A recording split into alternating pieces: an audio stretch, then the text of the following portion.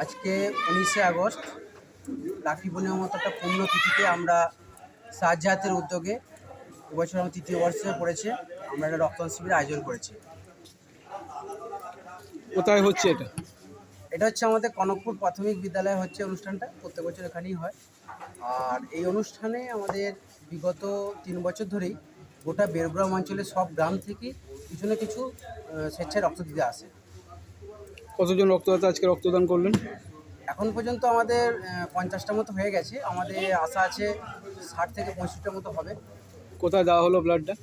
ব্লাডটা আমরা দিচ্ছি রেশমি ব্লাড ব্যাংকে দিচ্ছি, শিবশঙ্কর যেটা বলা হয়, তাদের হাতে আমরা তুলে দিচ্ছি। দেখা গেল যারা রক্ত দিলেন তাদেরকে সময়কে একটি করে গাছের চারা দিয়ে সম্মানিত করা হলো, এই ব্যাপারটা নিয়ে কি বলবেন?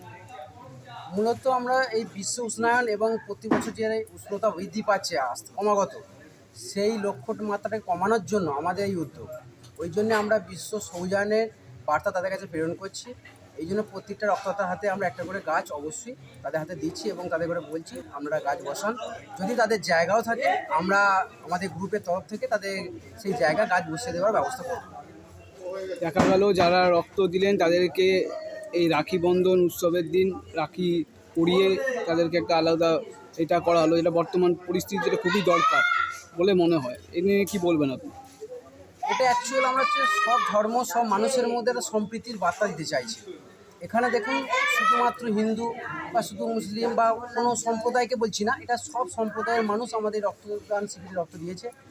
সবার হাতেই আমাদের যারা কর্মী আছে তারা একটি করে রাখি বেঁধে দিয়েছে এবং সকলকে একটি করে গাছ দিয়ে বিশ্ব উষ্ণায়নটাকে দমন করার জন্য সবুজায়নের লক্ষ্যে আমরা গাছ করে দিয়েছি। এবং এই রাখি পূর্ণিমার পুণ্যতিথিতে সবার হাতে একটি করে রাখি পরিয়ে আমরা সম্প্রীতির বার্তা প্রদান করতে চাইছি। তাও কজন পুরুষ কজন মহিলা ছিলেন আন্দাজ? এখন পর্যন্ত মহিলা হয়েছে 8 জনের মতো, বাকিটা সবাই পুরুষ দিচ্ছে। তবে এখনও 2-3 জন আসবে, ফোন করেছিল। মোটামুটি ওই 12 থেকে 15 জনের মতো মহিলা হয়তো লাস্ট পর্যন্ত দাঁড়াবে। আপনাদের সংগঠনে কারা উপস্থিত আছেন?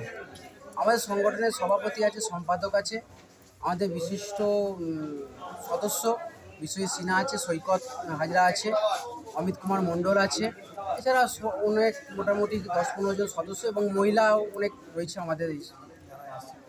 আপনার নাম পরিচয়? আমি হচ্ছে সাজ্জাদ গ্রুপেরই সম্পাদক দেবাশিস ব্যানার্জি। ধন্যবাদ।